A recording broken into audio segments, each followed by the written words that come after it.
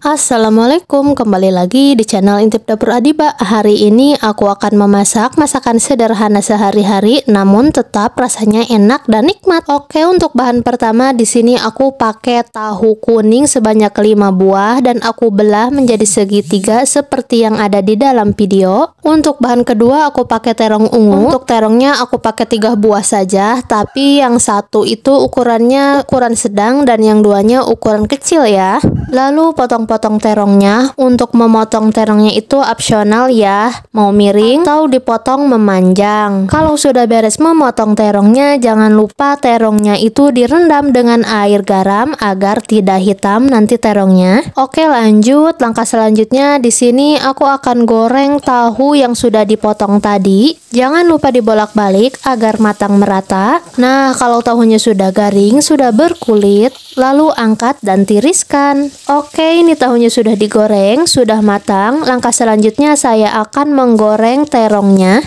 Goreng terongnya sampai matang. Kalau sudah matang, angkat dan tiriskan.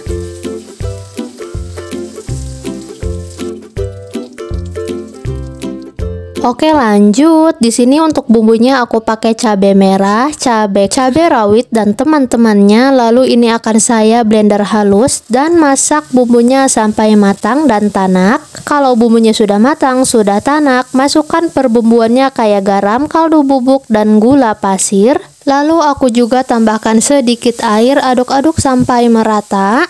Masukkan potongan tomat, daun bawang, tahu dan terong yang sudah digoreng tadi. Lalu aduk-aduk sebentar. Kalau bunda pengen masakannya agak lebih berkuah, bisa ditambahkan lebih banyak airnya. Jangan lupa koreksi rasa. Kalau rasanya sudah pas, sudah enak, lalu angkat dan sajikan.